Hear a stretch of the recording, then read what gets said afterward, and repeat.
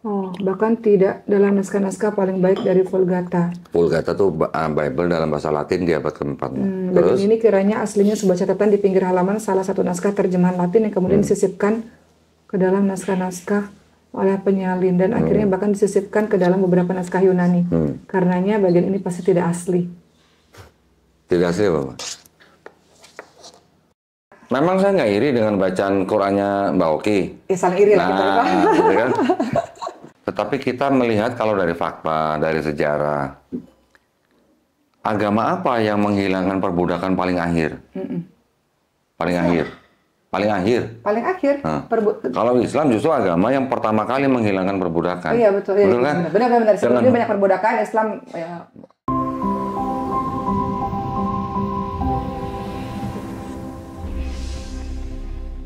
Assalamualaikum, hari ini kita kedatangan Kodondi. Assalamualaikum. Waalaikumsalam. Jadi Kodondi ini viral banget, sering banget videonya ada di mana-mana. Maksud sih? Iya, nggak nyadar ya? Farol dari Hongkong. Iya, jadi video-video debatnya maupun video-video podcastnya, video-video penjelasannya, potongan-potongan videonya itu banyak banget di mana-mana. Oh iya. Ya, jadi aku sering ngelihat Kodondi di situ. Masya Allah. Gitu. Mudah-mudahan bermanfaat. Amin. Ya. Kodondi sehat. Alhamdulillah. Waktu pertama kali ngeliat Kodondi itu pertama kali yang pikiran aku adalah Kodondi itu orang apa? Orang ngapak. Ya, karena ngomongnya ngapak. Kenapa? Karena papa tuh orang Brebes. Oh iya. Jadi aku tuh familiar ketika di telingaku siapapun yang ngomongnya ngapak nih pasti orang Tegal, orang Brebes, orang Banyumas, Cilacap dan sekitarnya. Betul. Orang ngapak, orang kepenak katanya. Apa tuh? Nggak ngapak, nggak enak. Iya gitu. Nah jadi karena dengar Kodondi ngomongnya ngapak, ini pasti orang Cilacap ya. Orang daerah situ lah. Iya. Kerajaan ngapak gitu lah. Iya. Ternyata walaupun udah lahir di Melbourne nggak hilang juga ya ngapaknya. bukan di Melbourne. Jadi di mana? Lahir Semarang. Terus gedenya di sana. Gedenya di Nusa Kambangan. Kok Nusa Kambangan sih? Cilacap. Kok Nusa Kambangan apa? Lah kan Cilacap sama Nusa Kambangan tuh cuma dipisah segara anakan. Oh gitu. Jadi kalau saya buka pintu rumah kelihatan Nusa Kambangannya. Oh, tapi kok aku taunya Kodondi lahir di Melbourne? Enggak, itu yang bikin website aja tuh ngawur. Salah ya? salah itu. Informasinya salah. Tetot. Oke. Kodondi ini kan rame banget ngebahas soal kitab yang lama dengan kitab yang sekarang, maksudnya Al-Quran gitu ya. Nah ini udah bawa kitab duluan nih, belum ngobrol apa-apa udah bawa macem-macem. Ini mau nyaingin produk itu gitu. beda. Ini apa kok kalau boleh tahu kok? Ini yang disebut dengan kitabnya orang Kristen. Okay. Kitabnya Kristen. Kaum Nasrani atau kekristenan lah. Ada Katolik, ada Protestan, ada Ortodok. Pokoknya kalangan Kristen lah gitu. Ini sebelumnya minta maaf karena saya kan memang selama ini kan fokusnya tuh memang dakwahnya ke teman-teman Muslim aja kok, jadi nggak terlalu paham dengan hal-hal seperti itu. Jadi sekarang Koko ngajarin saya, gitu. Sharing lah, jangan ngajarin kita semua untuk memberikan informasi yang kita nggak tahu sebelumnya. Jadi kenapa kitabnya ada 3? Bedanya apa?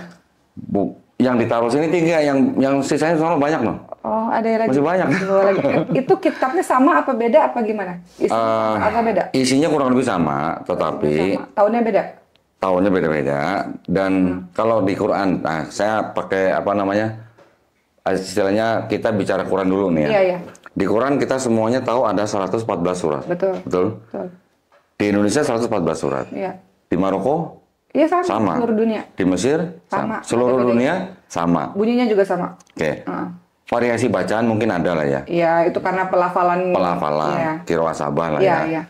Kalau di kekristenan itu macam-macam. Katolik itu nanti ada 73 buku atau 73 surat. 73 surat dalam satu buku. Kalau kita kan kenalnya di dalam Quran kan kita taunya surat. Iya. Di mereka bisa disebut buku atau kitab lah. Di dalam satu kitab ini 73 buku atau 73 kitab atau 73 surat. Oke. Kalau yang Protestan itu 66 surat. Oh, beda. Yang Ortodoks 78 surat. Iya. Yang Ethiopia 81 surat. Ethiopia? Kristen Ethiopia. Oh, beda lagi. Ada gitu. Oke, terus? Nah, itu memang terjadi karena itu nama kitabnya adalah mereka sebut dengan, ini kita sharing ya supaya nggak apa namanya. Teman-teman ini ya informasi dan ilmu pengetahuan untuk kita semua ya. Oh, ini kitab berwarna merah nih. Ya, kalau yang ini kitabnya orang Katolik. Oh, Oke. Ini di sini ada 73 kitab. mereka sebutnya Alkitab atau kitab suci. Alkitab, oke. Ya. Terus ada juga mereka nanti sebut, ada yang sebut dengan Injil. Ini kitabnya siapa? Ini yang kalau yang ini punyanya Protestan. Yang mereka sebut Injil itu ada di dalam sini, ada 4 kitab yang disebut dengan Matius, Markus, Lukas, Yohanes. Surat. Okay. Ini surat atau kitab. 4 surat ini sama orang Kristen disebut Injil. Oke. 4 ini ada di dalam sini. Oh, oke. Ya. Satu buku ini mereka sebut dengan Alkitab. Oh, tapi gitu. lebih tebal kitabnya teman-teman Katolik ya? Ya, karena di Katolik ada 73 kitab, di Protestan ada 66 kitab. Kenapa bisa berbeda? Maksudnya kenapa bisa berkurang? Ya, yang Protestan itu menolak 7 yang ada di sini karena dianggapnya itu bukan diilhami Roh Kudus atau dianggap bukan firman Tuhan gitu. Hanya cerita sejarah gitu. Okay. Ya. Jadi kalau yang Protestan 66 menolak 7 dari Katolik, yang Katolik menolak 5 dari Ortodoks, yang Ortodoks menolak 3 dari Ethiopia. Gitu. Kok Doni tahu sih? Ya. maksudnya mempelajari yang mana satu? Apa semuanya dipelajarin? Kok Doni dulu yang mana? Saya dulu yang Protestan. Oke, kenapa bisa tahu ini juga tahu yang mana? Justru dulu ceritanya nyari tahu karena buat menjawab kalau keluarga saya nanya kenapa saya masuk Islam gitu. Oke. Jadi saya pengen ngasih jawaban ke mereka. Ini loh, karena kitabnya orang Kristen itu ternyata ada masalah seperti ini. Gitu. Oke. Ternyata yang nanya dari sekian banyak di anggota keluarga saya, yang nanya cuma kakak perempuan. Kenapa yang lain nggak nanya? Kenapa kakak perempuan? Nggak tahu, mungkin karena juga sudah mandiri gitu ya. Cuma kakak perempuan aja yang nanya, kenapa lo masuk Islam? Saya jawab gini, karena gue mau ikut Yesus gitu. Mau ikut Nabi. Kalau kita kan taunya Nabi Isa alaihissalam. Kita kan sebutnya dengan Yesus. Kalau di Kristen dulu ya. Saya bilang karena gue mau ikut Yesus. Terus kakak Roman, loh kan selama ini kita Kristen ikut Yesus. Saya bilang enggak. Ternyata Kristen itu bukan ikut Yesus, ikut Paulus. Gitu. Jadi di dalam kitab mereka yang di Perjanjian Baru ini ada tokoh yang namanya Paulus. Waktu itu kalau di Islam seperti? Di Islam kita nggak mengenal sosok Paulus. Gitu. Bukan. Di sini Paulus ini disebut sebagai yang namanya dulunya orang Romawi, nggak pernah ketemu Yesus, umur sama Yesus beda 4 tahun. Tapi Paulus itu ada di sekarang, hidup sekarang? Enggak, ini zaman Yesus. Jadi dia umurnya cuma beda 4 tahun sama Yesus, tapi nggak pernah ketemu Yesus. Sebelumnya dia adalah warga Romawi yang memang kerjanya ngejar-ngejar murid Yesus gitu. Ya, ada yang dibunuh, dipenjara dan sebagainya. Kemudian setelah Yesus dianggap sudah disalib dan diangkat, Paulus ini waktu sedang mencari atau mengejar murid Yesus ke kota Damsyik, dia mengaku di perjalanan melihat cahaya, mendengar suara. Gitu. Terus setelah itu dia mengaku bertobat. Setelah itu dia mengaku menjadi rasul Yesus. Nah, kalau di sini ada sebutan rasul, di Islam kita juga mengenal rasul. Sama itu beda. Beda definisinya. Kalau kita mengenal rasul adalah nabi yang menerima risalah. Kalau di Kristen rasul itu dianggapnya pengikut Yesus gitulah, atau pemberita tentang Yesus. Nah, jadi setelah dia mengaku rasul, dia mencoba mengabarkan atau memberitakan kabar tentang Yesus, tapi kepada orang-orang non Yahudi gitu. Ya. Kalau Nabi Isa alaihissalam kan kita kenal bahwa dia termasuk Bani Israel. Ya, kita kenal istilahnya dia sebagai bangsa Yahudi lah. Jadi murid-murid dia juga orang Yahudi semua. Ketika ada Paulus ini audiensnya adalah orang-orang non-Yahudi. Gitu. Jadi ada perbedaan semacam treatment kepada orang Yahudi dan orang non-Yahudi. Kalau orang Yahudi itu kan memang mereka hidup di bawah hukum Taurat. Ya, mereka sebutnya Taurat. Kita juga mengenal Taurat. Paulus ini mengajarkan bahwa Yesus sudah mati di atas kayu salib untuk menebus dosa manusia, maka itu orang-orang non-Yahudi tidak harus hidup di bawah hukum Taurat gitu. Ya, kalau di Taurat itu ada hukum, ya kita kenal ada puasa, ada sunat, ada perpuluhan. Perpuluhan ini sebenarnya yang kita kenal kurang lebih sama dengan zakat. Nah, cuman kalau kita sekarang mengenal umumnya 2,5%. Hanya untuk mungkin beberapa profesi tertentu 5%, ada 10%. Kalau yang perpuluhan itu 10% semuanya. Tapi ini hukum yang berlaku atas bangsa Israel atau bangsa Yahudi. Nah, yang Paulus ini mengatakan bahwa karena orang yang di luar Yahudi ini istilahnya tidak harus hidup di bawah hukum Taurat, makanya tidak perlu sunat. Dan Paulus juga bilang semua makanan halal gitu. Makanya orang Kristen sekarang, zaman sekarang pada umumnya masih makan babi, gitu kan. Terus ada yang mungkin disebutnya tidak konsisten begini. Sunatnya nggak boleh. Yang di bawah hukum Taurat kan dibilang sudah dibatalkan. Tetapi perpuluhannya masih jalan untuk gereja-gereja tertentu gitu. Tidak kayak sedekahnya gitu ya. Zakat bukan sodako ya. Okay. Kalau sodako, berarti kalau zakat wajib bagi yang mampu ya. Wajib. Kalau apa namanya? Sodako itu kan yang sukarela, seikhlasnya atau infak. Itu istilahnya lain lagi, bukan perpuluhan tapi kolektor. Nah, gitu. Jadi memang ya sejarahnya memang ternyata kekristenan itu separuh atau bahkan 2/3 dari kitab ini ternyata boleh dikatakan bukan milik kekristenan gitu. Tetapi milik kitabnya orang Yahudi. Koko tuh bisa akhirnya dapat semua informasi ini, referensi belajar tuh gimana? Kalau boleh tahu. Macam-macam banyak. Kan sumber tuh kan macam-macam kan kalau maksudnya. Sampai Kodon itu bisa akhirnya dapat satu kesimpulan dan dapat bicara seperti Jadi memang kadang ya kalau kita cuman membandingkan misalnya kitab, kan kita juga harus tahu dong. Quran dulu tuh disusun bagaimana, bisa menjadi mushaf bagaimana. Saya juga mempelajari ini bagaimana ini dulu istilahnya dikanonisasi. Kalau Quran kan dikodifikasi. Kalau ini dikanonisasi kira-kira 400 tahun setelah Nabi Isa nggak ada gitu.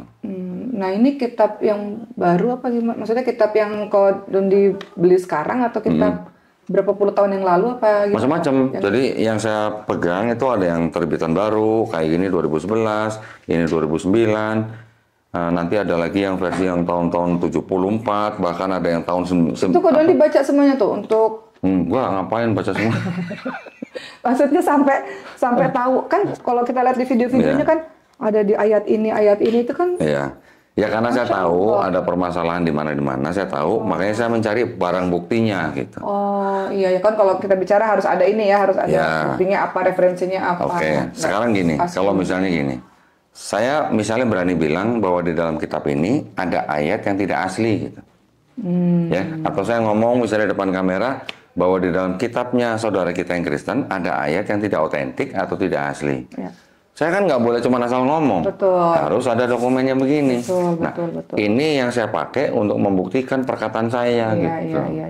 Iya. Kok pada akhirnya kan Kodon ini banyak terlibat dalam debat ya. Bilangnya apa sih debat ya? Iya, kita sebut debat aja. Bukan dialog, interfaith dialog bukan ya?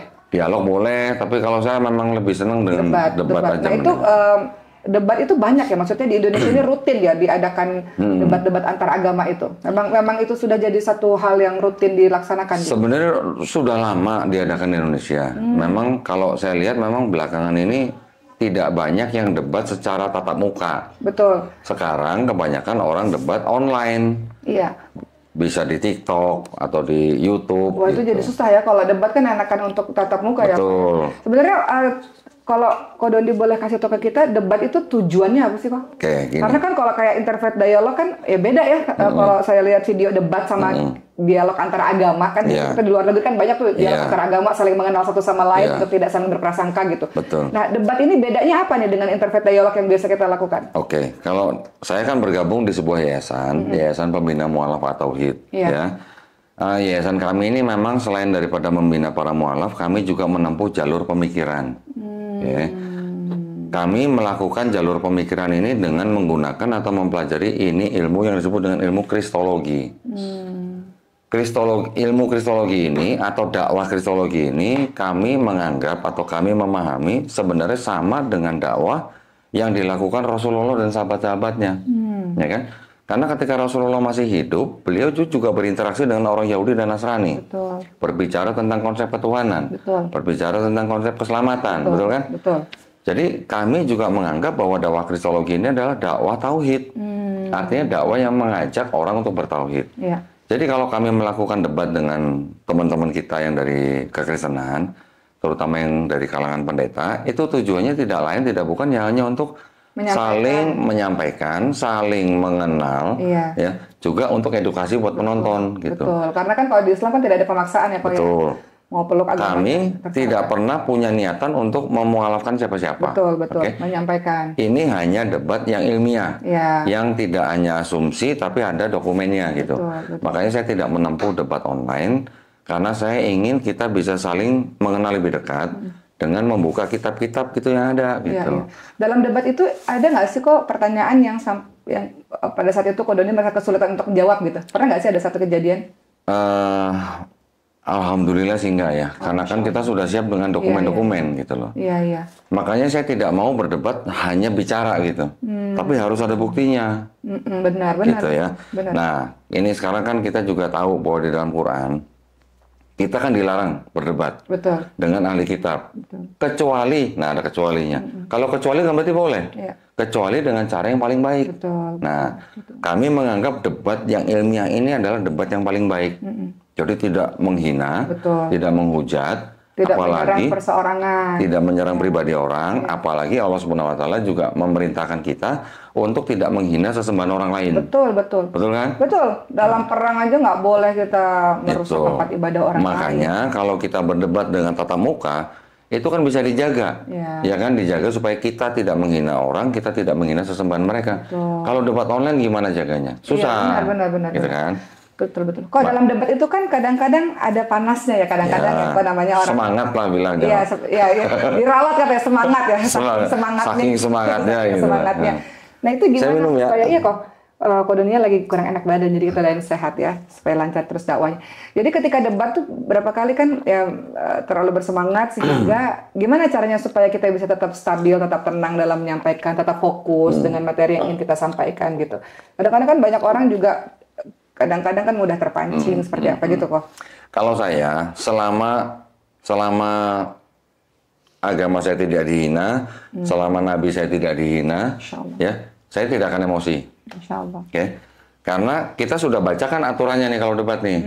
Ada aturannya begini, tidak boleh menghina, tidak boleh mengucapkan kata-kata kotor dan sebagainya. Niatannya atau tujuan utamanya adalah harus tetap menjaga persatuan dan kesatuan negara Republik Indonesia. Benar. Ini kan penting. Benar. Jadi jangan sampai mereka datang hanya untuk teriak-teriak yang tidak ada gunanya gitu loh. Saya selama berdebat, saya selalu kendalikan supaya tidak pernah emosi. Saya berbicara hanya berdasarkan data. Kalau mereka semangat, suaranya tinggi dan segala macam, tapi selama tidak menghina agama orang lain, tidak menghina sesembahan kita juga tidak akan respon yang berlebihan. Nah, nggak apa-apa. Mereka mau semangat karena mereka mungkin gayanya begitu, monggo-monggo saja. Ya. Tetapi yang kita harapkan itu kan yang menilai kan yang menonton, bukan kita yang menilai. Saya debat, walaupun saya bisa menunjukkan segala bukti, saya tidak akan pernah klaim saya menang. Mereka mau klaim menang ya monggo-monggo aja. Itu klaim mereka. Karena kan di debat kan tidak ada skor, tidak ada juri. Gimana mau klaim menang? Kita hanya menyerahkan penilaian itu kepada yang nonton. Yang nonton ini mau yang muslim atau yang belum muslim, saya sebut belum muslim ya, insya Allah mereka muslim ya. Jadi kita penilaian serahkan pada penonton saja sebagai edukasi gitu. Mereka nanti yang bisa melihat argumen mana yang lebih masuk akal, argumen mana yang lebih berdasar, argumen mana yang asumsi. Terserah dikembalikan kembali ke penonton masing-masing. Kok tadi kan Kok sempat bilang kita ini Indonesia, kita ini majemuk banget ya Kok ya. Masya Allah majemuk berbeda-beda, mulai dari sukunya, mulai dari bahasanya, agamanya yang diakui oleh negara. Nah menurut Ko Doni, sebelum nanti kita ngobrol lebih banyak lagi, menurut Ko Doni seberapa pentingnya sih untuk di tengah-tengah kita yang berbeda-beda ini? Karena kan sebagian orang kan mengatakan, nanti ini timbulnya perpecahan nih, saling benci satu sama lain nih. Padahal kita harus NKRI, Persatuan Indonesia, Bhinneka Tunggal Ika. Itu gimana tuh? Kita di Yayasan Pembina Mu'alaf At-Tauhid, kita juga mempunyai semangat untuk menjaga persatuan dan kesatuan negara Republik Indonesia. Ya. Kita menghargai dan kita mengikuti Pancasila dan Bhinneka Tunggal Ika. Apa yang kami lakukan ini bukan berarti kami cari musuh, bukan. Tetapi jangan lupa bahwa di negara Indonesia ini walaupun ada aturan-aturan, ada undang-undang, ini masih ada yang namanya upaya pendangkalan akidah atau upaya pemurtatan. Itu masih ada. Nanti boleh diceritain ya Kok, maksudnya supaya kita tahu apa yang ya, mungkin Mbak Oki belum pernah dengar atau belum pernah lihat video-video di mana ada pihak-pihak tertentu dari agama tertentu, ya karena kita sekarang ngomongin sudah Islam dan Kristen, saya berani mengatakan memang di pihak Kristen itu masih melakukan upaya-upaya pemurtatan. Karena memang agama Kristen dan agama Islam, walaupun kita ini sama-sama agama misi, tetapi ada bedanya. Kalau Islam, kita memang juga mengajak orang untuk masuk agama Islam. Kita berdakwah tidak hanya kepada umat Islam, tapi juga kepada orang yang belum Muslim. Mengenal Allah. Iya, untuk mengenal Allah Subhanahu Wa Taala. Tetapi di dalam Islam kan juga ada yang namanya lakum dinukum waliyadin. Kita juga mengenal yang namanya la ikroha fiddin. Yang tadi lakum dinukum waliyadin untuk agamamu, ya kita agama kita gitu. Jadi ya silahkan. Iya. Kita juga mengenal di dalam Islam tidak ada paksaan kan. Kita hanya diperintahkan untuk menyampaikan walaupun hanya satu ayat. Nah, dengan batasan seperti itu kita tidak kita tidak sembarangan mendawai sembarang orang gitu. Artinya ada aturan yang diberikan atau dibuat oleh pemerintah, namanya keputusan bersama dua menteri, Menteri Agama dan Menteri Dalam Negeri tentang pensiaran agama, ya nomor 1 tahun 79 di bab 3 pasal 4 disebutkan bahwa mensiarkan agama kepada orang yang sudah beragama itu nggak boleh. Cara-caranya disebutkan door to door nggak boleh, ngasih sembako, brosur, pamflet dan semacamnya nggak boleh.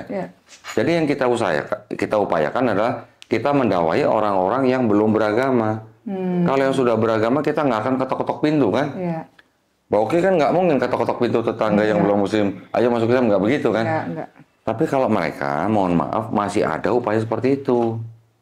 Masih ada. Itu yang door to door ada. Nanti ada lagi yang mereka misalnya mengadakan pertemuan, seminar, mengundang orang-orang Islam, akhirnya di prospek ada yang begitu. Nanti ada juga yang lewat bantuan bencana alam. Ada lagi nanti yang melalui fasilitas-fasilitas masyarakat yang mungkin ekonominya kurang. Di setiap kegiatan seperti itu ada yang namanya misi untuk pemurtatan. Kenapa saya berani ngomong begini? Karena saya dulu pernah di sono. Gitu. Pernah melakukannya juga? Melakukan mungkin nggak di lapangan, tapi saya sebagai, istilahnya kalau setiap Jumat kan dimintain donasi. Nah, kita kan ikut berdonasi. Kita mau bangun rumah ibadah misalnya. Otomatis karena rumah ibadah ini besar misalnya, kita mengirimkan tim dulu nih untuk mendekati orang-orang desa-desa di sekelilingnya. Macam-macam, nanti ada pembangunan fasilitas air bersih. Tapi setelah itu ada pembinaan nggak? Ini karena orang awam jadi nggak tahu apa-apa ya. Setelah akhirnya tadi pendangkalan akidah itu, kemudian nanti pembinaan yang dimaksud itu ya ada, setahu saya ada. Ada yang di dalam gereja, ada juga yang di luar, ada. Tetapi upaya-upaya seperti ini sebenarnya kita bisa kelompokkan menjadi dua kelompok. Ada upaya yang dilakukan oleh evangelis yang memang berasal dari gereja. Ya. Ini memang menarik orang yang bukan Kristen untuk masuk gereja sebagai orang Kristen. Nanti ada lagi kelompok yang melakukan upaya pemurtatan ini yang misionaris. Ini yang mencari orang yang bukan Kristen untuk dijadikan misionaris. Jadi seperti MLM gitulah. Mempunyai kaki nah, yang makin banyak. Di ini apa? Yang kita lakukan ya kita memberikan edukasi kepada masyarakat Islam pada umumnya supaya paham dengan agamanya sendiri dan paham dengan akidah orang lain, akidah orang Kristen itu, supaya nanti pada waktu contoh begini misalnya, ketika rumah kita misalnya didatangi oleh misionaris atau evangelis misalnya, yang mana mereka mengajak kita untuk ikut agama mereka, padahal mereka tahu kita sudah punya agama, kita sudah beragama.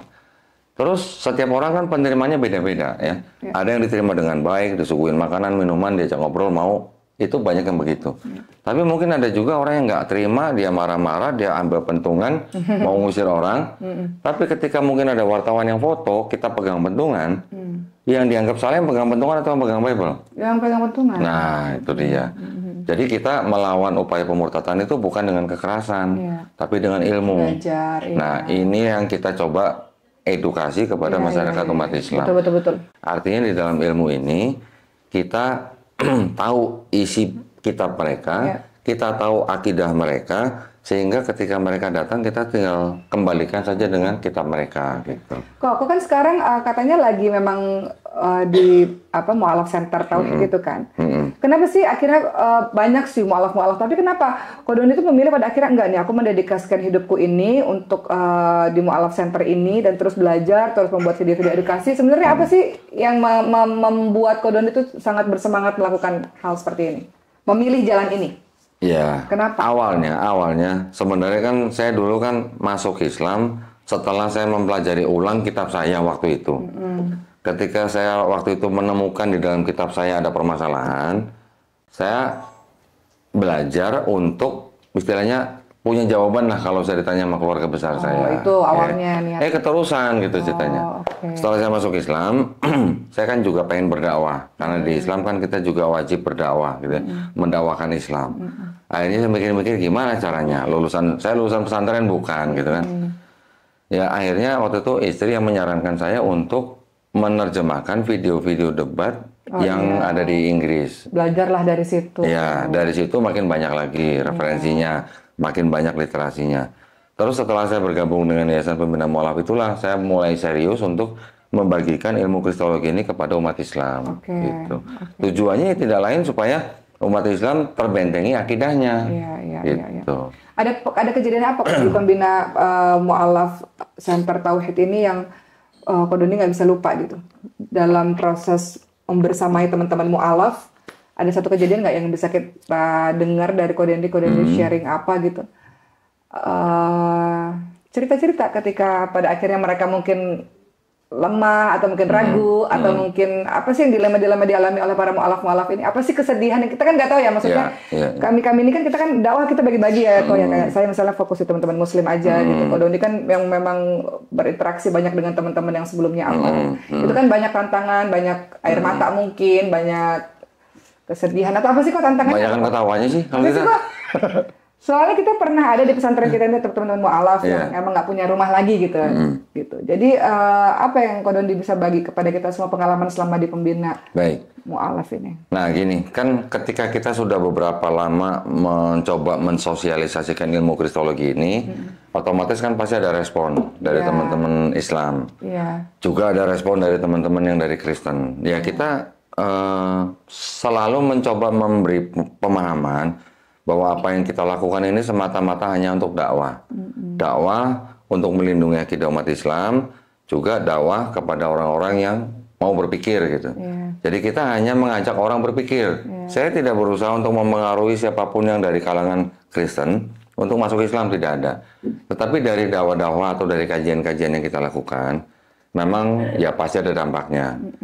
Ya alhamdulillah banyak yang komen juga, banyak yang memberi masukan bahwa umat-umat Islam yang tadinya ceritanya mau murtad, dengar begini nggak jadi murtad, ada banyak. Juga ada teman-teman Kristen yang mungkin mereka mendapat hidayah, datang ke tempat saya, bahkan mau lihat sendiri barang buktinya. Saya biarkan mereka baca sendiri. Setelah mereka baca, mereka ada yang syahadat, ada yang tidak. Itu juga nggak masalah. Kembali ke masing-masing. Kembali ke masing-masing. Konsultasi gitu ya, kok ya? Iya, kita memang punya studio ya. Itu yang kami lakukan.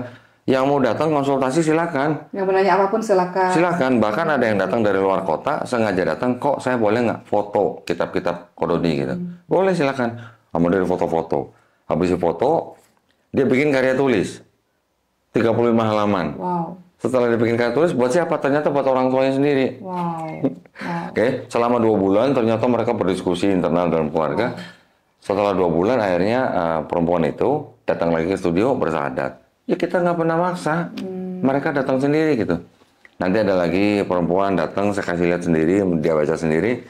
Setelah baca ditutup nangis. Ada yang nangis. Kenapa Mbak nangis? Dia cuma bilang, oh kalau begitu selama ini saya salah ya, gitu katanya. Salah maksudnya salah menyembah gitulah, salah beragama. Ya itu kan menurut dia sendiri pribadi kan. Akhirnya dia bertanya tentang Islam. Kita jelaskan bersyahadat, alhamdulillah. Jadi ya memang banyak yang mungkin mendapatkan istilahnya informasi dari kita. Terus ada yang menerima, ada yang tidak menerima. Yang tidak menerima ya monggo silakan, itu dijamin haknya oleh negara. Setiap warga negara itu kan dijamin haknya oleh negara untuk memilih dan memeluk agama dan kepercayaan masing-masing. Kita nggak boleh maksa gitu kan. betul. Nanti ada lagi keluarga misalnya suami istri bawa anak yang ada yang mau murtad, bahkan ada yang sudah murtad. Ya kita hanya bisa apa? Iya, ada juga yang kayak gitu ya. Iya, saya juga hanya bisa memberitahukan kepada orang tua tersebut di negara kita ada hukum, Iya. ada undang-undang. Orang tua pun tidak boleh melarang anaknya untuk memilih dan menjalankan agama pilihannya. Betul. Ya, Betul. mau dari pihak Muslim maupun Kristen itu sama-sama nggak boleh. Tetapi memang masih banyak orang-orang dari kalangan Kristen yang anaknya pindah agama, itu keluarganya seperti berusaha untuk menghalangi, bahkan sampai secara fisik. Bahkan sampai ada yang dipasung, dikurung. Ada yang begitu, ada. Dan itu kalau dari Mu'alaf Center melakukan sesuatu, Kita melakukan mediasi kepada keluarganya. Kadang kita juga minta bantuan dari instansi atau perangkat pemerintah, kita lakukan seperti itu. Ada juga yang misalnya dia masuk Islam, nggak bilang sama orang tuanya. Ketika orang tuanya tahu, dikurung di rumah. Kita minta tolong misalnya dari KNAP atau mungkin dari lembaga lain, bantu dibebaskan karena anak ini kerja di luar kota, ya ini yang dilepas. Tapi tetap aja ada yang sampai disusul, dibawa ke gereja, disidang sama pendeta gitu misalnya. Ada yang sampai begitu. Sampai tengah malam mau dibawa pulang lagi ke kampung misalnya. Anak ini padahal kerja di situ, jadi sampai dilarang kerja. Itu ada yang begitu. Ya kita juga banyak lakukan. ya urusannya Mu'alaf Center ya. Banyak. Ya akhirnya yang seperti itu masih bisa kita selesaikan dengan baik lah. Ada lagi nanti yang diusir, kita tampung. Tetapi kita juga selalu mengajarkan kepada mualaf-mualaf juga begini, Mbak Oki. Di Islam, kita mengajarkan setiap anak harus hormat kepada orang tuanya. Iya, betul, Ya. betul. Bahkan kita mengetahui bahwa seorang anak harus menghormati ibunya 3 kali lebih tinggi daripada ayahnya. Bahkan kita cuma ngomong aja nggak boleh, gitu ya. Itu yang saya tanamkan kepada mualaf-mualaf yang terbuang dari keluarganya. Jadi yang pertama kali harus dilakukan oleh mualaf ini apa? Harus bisa menunjukkan akhlak dan adab Islam kepada orang tuanya. Karena dakwah itu nggak hanya lisan, dari perbuatan. Betul, supaya mereka melihat. Jangan seperti saya dulu. Saya dulu 7 tahun untuk masuk Islam, butuh 7 tahun karena saya salah mengamati. Yang saya amati orangnya. Yang saya amati Muslimnya, bukan Islamnya. Betul. Gitu.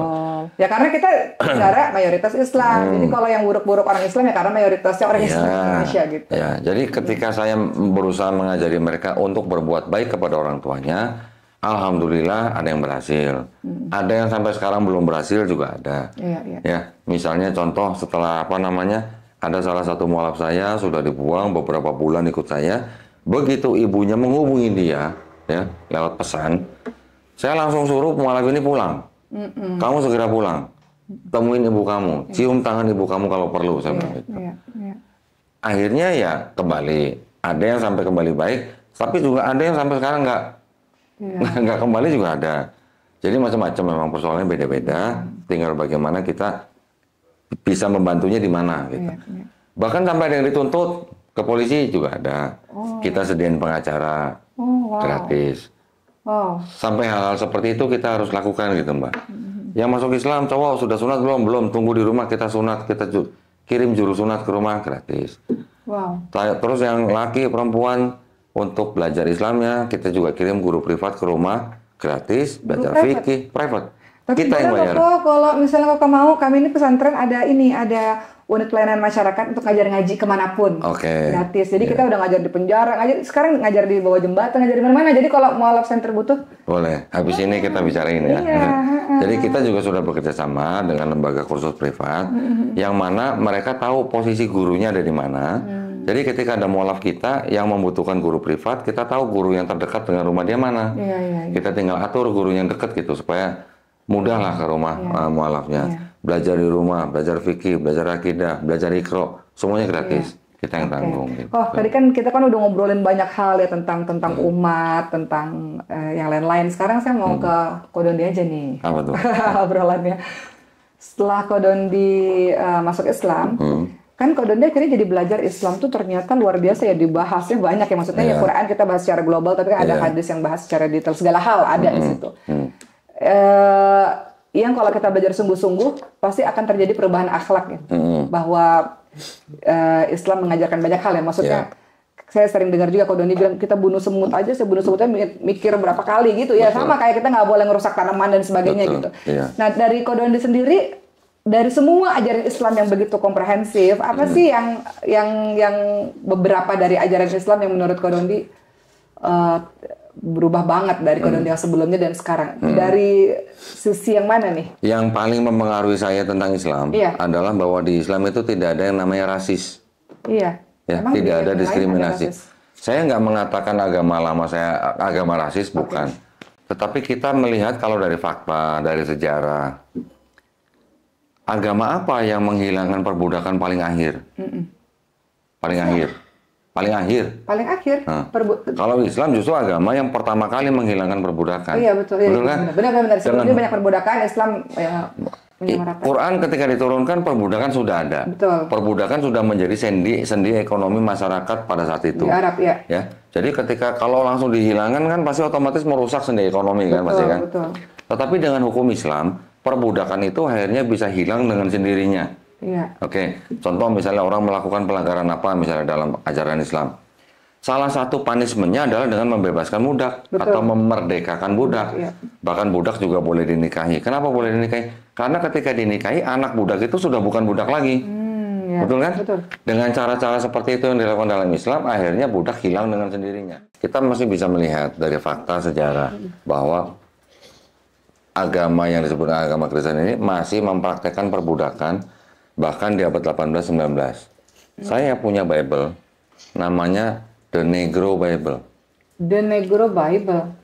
Maksudnya untuk itu adalah Bible yang khusus disusun untuk istilahnya untuk budak-budak di Amerika Latin pada abad 19. Oh, beda isinya. Isinya adalah dari Bible yang standar itu banyak yang dibuang-buang. Banyak yang dibuang-buang yang mungkin berurusan dengan masalah perbudakan atau masalah dengan majikan dan tuannya, majikan dan hambanya. Itu dibuang-buang sehingga ini yang dipakai untuk orang-orang budak itu. Tujuannya supaya mereka nggak berontak. Oh gitu. Nah, beda jauh dengan Islam. Betul. Ketika Islam turun, tidak lama setelah itu ya mungkin dalam proses beberapa tahun, mungkin puluhan tahun, perbudakan hilang dengan sendirinya. Di dalam Islam sudah tidak lagi mengenal perbudakan gitu. Semuanya sama di hadapan Allah kecuali takwanya aja. Oke, jadi yang paling mengena kepada saya adalah di dalam Islam tidak ada yang namanya rasis, tidak ada yang namanya diskriminasi. Betul. Yang paling masuk ke dalam pemikiran saya adalah khutbah daripada Nabi Muhammad SAW terakhir sebelum beliau wafat. Orang Arab tidak lebih baik daripada orang non-Arab. Orang non-Arab tidak lebih baik daripada orang Arab. Yang terbaik dari mereka adalah takwanya. Jadi orang mau sipit, mau keriting, mau kribo, segala macam, mau kulit warna apapun, semuanya sama di mata Allah Subhanahu wa Ta'ala. Yang berbeda hanya takwanya, kan gitu.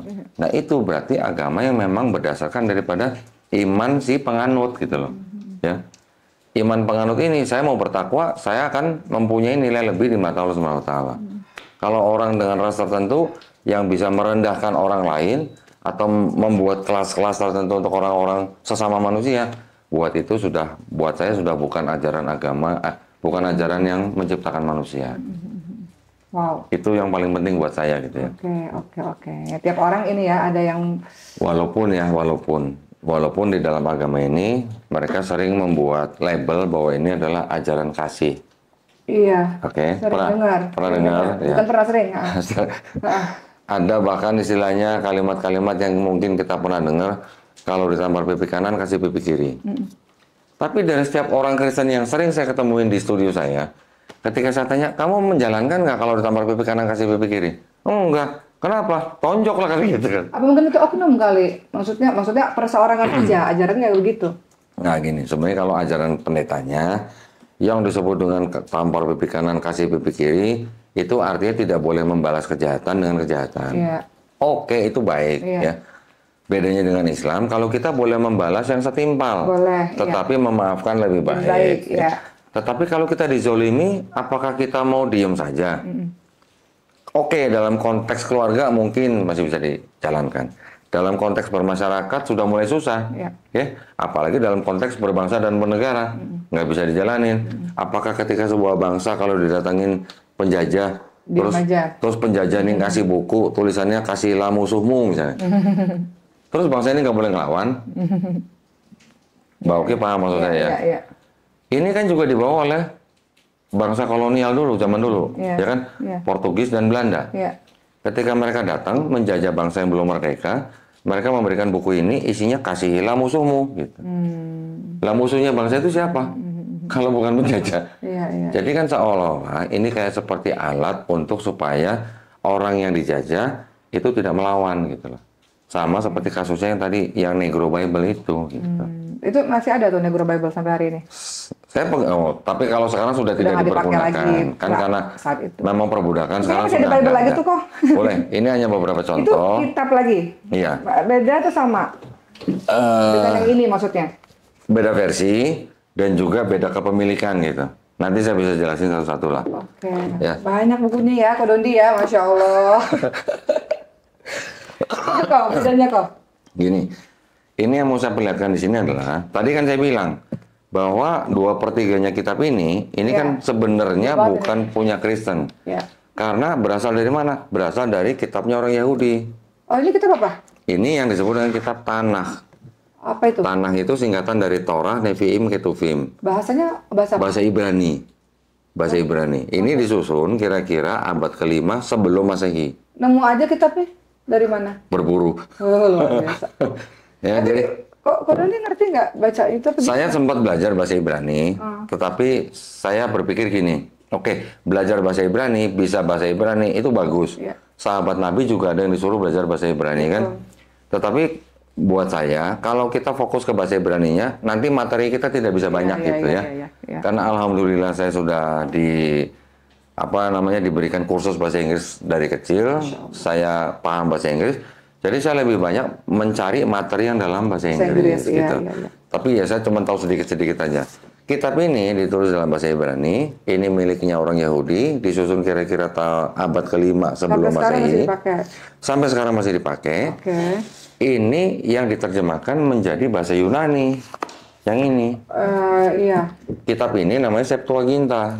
Apa itu? Septuaginta, kitab terjemahan dari sini. Oke. Ini dalam bahasa Ibrani diterjemahkan menjadi bahasa Yunani. Kemudian ini waktu itu diterjemahkan di Alexandria, Mesir. Yang memerintahkan namanya Raja Ptolemy II. Raja Ptolemy ini kan bonekanya dari Raja Alexander Agung dari Yunani. Mereka kan Alexandria ini kan dianggap sebagai pusat ilmu pengetahuan, pusat perpustakaan.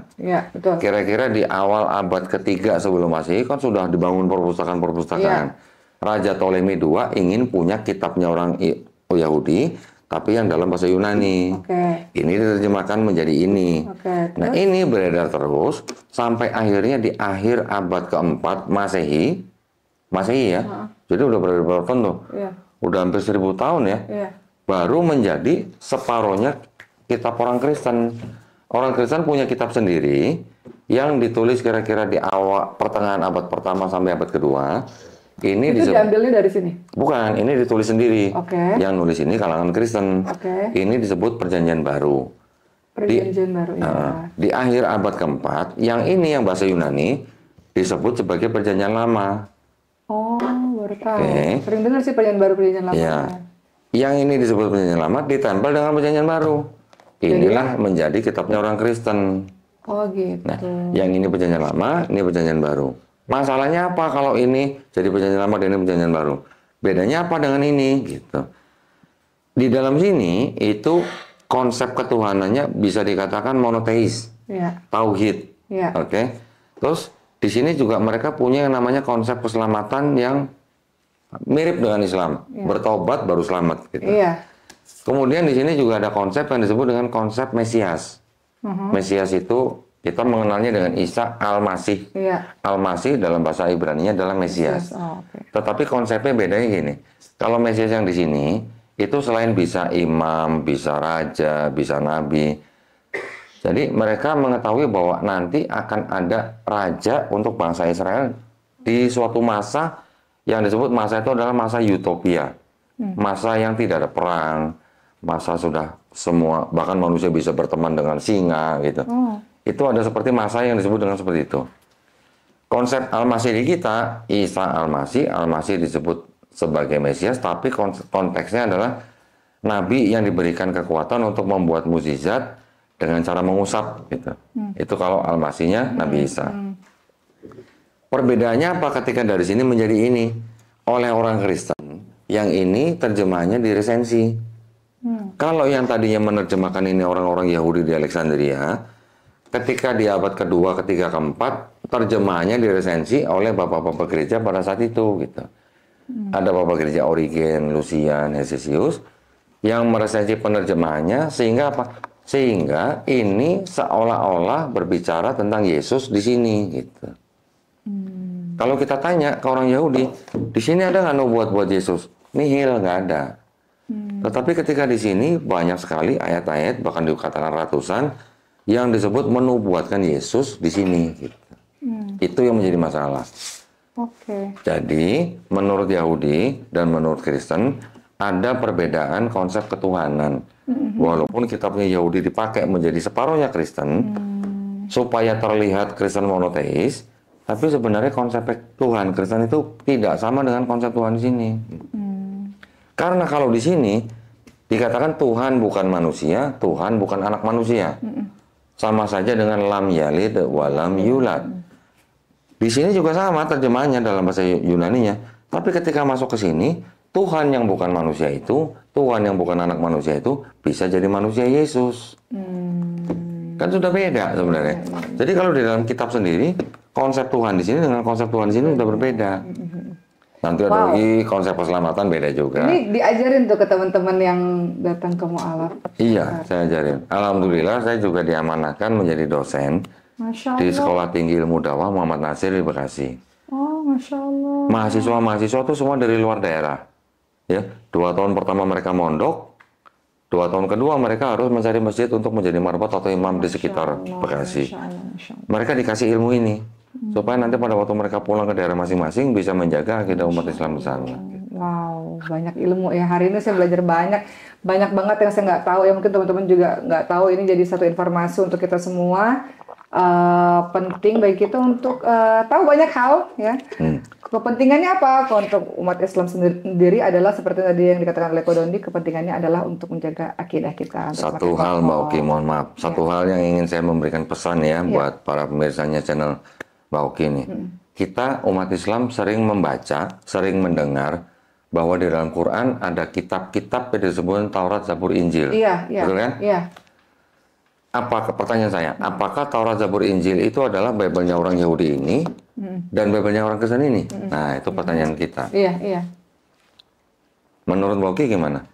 Yang asli di zaman dulu. Yang asli zaman dulu. Karena sebenarnya gini, kenapa Al-Quran disebut sebagai mukjizat? Al-Quran disebut mukjizat karena berlaku sepanjang zaman, nabinya udah nggak ada, Qurannya masih tetap terus ada sampai akhir nanti. Nah, kalau kitab-kitab sebelumnya yang diimani juga oleh kita Taurat, Injil maupun Zabur, kitab-kitab itu ada di zaman itu dengan nabinya, dengan umatnya, pada masa itu. Betul. Gitu. Dijanjikan untuk dijaga nggak? Quran yang dijanjikan. Enggak, yang Taurat, Zabur, Injil? Enggak. Tidak ada ya, kita nggak pernah baca ya? Nggak pernah tahu. Iya, nggak pernah tahu. Dengar dan nggak pernah baca. Baik, sekarang kalau saya katakan begini, mohon dikoreksi Mbak Oki. Taurat, Zabur, Injil adalah wahyu-wahyu yang diturunkan Allah Subhanahu wa Ta'ala kepada Nabi dan Rasulnya untuk Bani Israel pada zaman itu. Betul. Setuju. Wahyu bentuknya gimana? Wahyu adalah pesan atau pengetahuan yang diterima oleh Nabi ke dalam kolbu. Mungkin kalau yang namanya Taurat, yang paling jauh yang bisa kita katakan secara fisik adalah pesan-pesan atau wahyu yang diturunkan Allah Subhanahu wa Ta'ala yang ditulis atau dipahat oleh Nabi Musa alaihissalam pada luh batu. Nabi Musa alaihissalam juga menerima suhuf-suhuf. Nabi Ibrahim alaihissalam juga menerima suhuf. Nabi Muhammad juga. Betul. Tetapi arti daripada kata kitab di dalam bahasa Arab itu kan bisa berarti wahyu yang dibukukan atau wahyu yang dituliskan, tetapi kan juga bisa berarti hukum, ketetapan, perintah yang diturunkan Allah Subhanahu wa Ta'ala untuk kaum tertentu. Betul. Jadi ketika wahyu itu masuk dalam kolbu Nabi, Nabi mengajarkan kepada kaumnya atau pada umatnya, itulah yang disebut dengan wahyu. Yang kepada Nabi Musa alaihissalam, kepada Bani Israel, itu adalah yang disebut dengan Taurat. Untuk Nabi Daud alaihissalam, Zabur. Untuk Nabi Isa alaihissalam, Injil. Ketika nabi-nabinya sudah nggak ada, kemana wahyunya? Nah, berarti kan ikut dengan nabi-nabinya. Pertanyaannya, apakah Taurat, Zabur, Injil itu ini dan ini gitu? Ini yang perlu kita perjelas kepada sahabat-sahabat Muslim ya. Jangan sampai kita mengira, karena di dalam Quran kita juga sering membaca bahwa Quran membenarkan kitab-kitab yang diberikan sebelumnya, ya ada Taurat, Zabur, Injil. Orang Islam berpikir ini dan ini gitu. Ini yang saya ingin beritahukan kepada mereka. Saya bisa ngomong begini kenapa? Karena saya tahu ini ditulis kapan, ditulis oleh siapa, ditulis di mana, dan ini tidak ditulis oleh Nabi Daud alaihissalam dan Nabi Musa alaihissalam. Yang disebut Injil ini juga bukan wahyu yang diterima oleh Nabi Isa alaihissalam. Ya, siapa yang menulis dan segala macam kita bisa baca dari literasi di luar ini. Gitu. Makanya Al-Quran dikatakan mukjizat juga salah satunya karena terjaga keasliannya, tidak bisa ditiru oleh manusia dan tidak bisa dibuat-buat oleh manusia dan terjaga melalui para penghafal-penghafal Quran. Gitu. Begitulah teman-teman semua. Panjang ya hari ini ya, Masya Allah. Terakhir, ini bonus. MSKS nih. Terakhir ini bonus ya, bonus buat Mbak Oki nih. Betul, kok. Di dalam kitab ini kan dianggap ada ajaran Trinitas. Pernah dengar dong? Iya pernah. Oke, saya bukain ya. Ini kitab apa nih? Itu kitab apa? Kitab suci. Katolik, Katolik ya. Ini tidak untuk diperdagangkan. Dengan pengantar dan catatan lengkap 2009 dipersembahkan kepada umat Katolik Indonesia oleh Direktorat Jenderal Bimbingan Masyarakat Katolik Departemen Agama Republik Indonesia. Resmi dong? Resmi dong? Resmi. Ayat yang dianggap sebagai bukti teks bahwa di dalam kitab mereka ada ajaran Trinitas, itu ayat ini Mbak. 1 Yohanes 5 ayat 7. Apa tuh? Mbak Oki mau bacain? Tapi jangan pakai bismillah ya. Yang mana kok? Ayat 7 nih, dari 7. Sebab ada 3 yang memberi kesaksian di dalam surga, Bapa, Firman, dan Roh Kudus. Dan 3-nya adalah 1. Terus, sampai kata di bumi. Dan ada 3 yang memberi kesaksian di bumi. Ada catatan begini Mbak. Di sini kan ada yang disebut Bapa, Firman, dan Roh Kudus, dan ketiganya 1. Itu yang dianggap sebagai doktrin Trinitas. Ada catatan begini, ayat 7-8. Dari kalimat di dalam surga sampai kata di bumi, bagian apa nih? Bagian ayat ini tidak terdapat dalam naskah-naskah Yunani yang paling tua. Terus? Terus? Dan tidak pula dalam terjemahan-terjemahan kuno.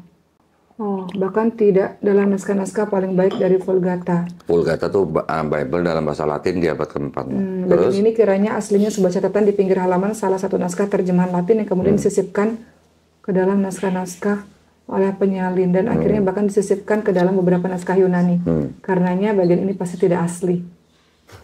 Tidak asli apa, Pak? Ada tulisan ini ya? Ada. Nah, ini pernyataan atau catatan kaki yang memang ada di dalam kitab mereka sendiri. Tapi ini tidak untuk diperdagangkan. Artinya tapi teman-teman semuanya baca kitab ini? Setelah saya punya ini, saya tunjukkan di YouTube. Maksudnya teman-teman kan kalau kayak Quran kan Kristen. semua Muslim punya dan baca. Berarti kalau teman-teman yang juga... teman-teman Kristen bawa ke gereja yang ini, yang tidak ada catatan seperti itu. Ini nggak ada catatannya. Tapi isinya tadi yang sama, tapi ayatnya sama, tapi di sini ada catatan kakinya, kayak semacam ada tafsirnya gitulah, atau ada asbabun nuzulnya gitulah. Dan itu nggak cuma 1, Pak. Banyak yang begitu. Yang saya tunjukin ini 1. Ya, teman-teman semua ya. Masya Allah ya, hari ini belajar banyak banget, Masya Allah. Kadang-kadang kita ini sebagai seorang Muslim yang dari lahir nih malu ya, maksudnya malu lah kok. Karena kita lihat teman-teman mu'alaf ini memang, kita ini kan kayak Muslim, gimana ya, orang-orang yang ngerasanya Islam dari awal ini kan kayak kita nggak melakukan pencarian gitu. Nggak, gini. Ilmu ini yang disebut dengan ilmu kristologi ini fardu kifayah. Jadi ini bukan fardu ain lah ya. Tidak harus semua Muslim belajar tentang ini. Tapi kita kan iri gitu, maksudnya dengan spirit teman-teman yang. Memang saya nggak iri dengan bacaan Qurannya Mbak Oki. Saling iri lah kita. Gitu kan. Ya jadi Allah ya, jadi kadang-kadang kalau ngelihat teman-teman ini kan banyak ya teman-teman mu'alaf ini, Masya Allah, karena mereka melakukan pencarian ke sana kemari dan belajarnya sangat banyak. Ini harusnya kita malu ya teman-teman semua, kita udah jadi Muslim udah berapa lama tapi ilmunya masih segitu-gitu aja. Mudah-mudahan hari ini mendatangkan pembelajaran bagi kita bahwa Islam nyuruh kita banyak belajar. Amin. Dengan apa yang dilakukan Godondi pada hari ini membuat kita jadi semakin semangat untuk terus menambah ilmu kita, insya Allah. Untuk apa? Untuk kokoh dalam tauhid kita, insya Allah. Dan juga untuk apa? Ya kita mengajak orang lain untuk mengenal Allah Subhanahu wa taala, tapi tidak ada paksaan di dalam Islam. Semua orang bebas memeluk agamanya masing-masing, tugas kita hanya menyampaikan saja. Gitu ya, Ko. Makasih ya, Ko, pada hari ini. Masya Allah, dapat ilmu. Insya Allah kita akan ketemu lagi di vlog-vlog selanjutnya. Makasih ya udah nonton, teman-teman. Komen di bawah kira-kira mau nanya apa aja, nanti langsung aja nanya sama Ko Dondi ya, soalnya saya nggak bisa jawab juga pertanyaannya, ada teman-teman ahlinya ada di sini gitu. Dan teman-teman komen aja kira-kira mau ngundang siapa lagi, mungkin saya bisa bikin vlog atau podcast di Mesir nanti insya Allah. Makasih udah nonton vlog ini dan podcast ini, semoga bermanfaat. Assalamualaikum warahmatullahi wabarakatuh.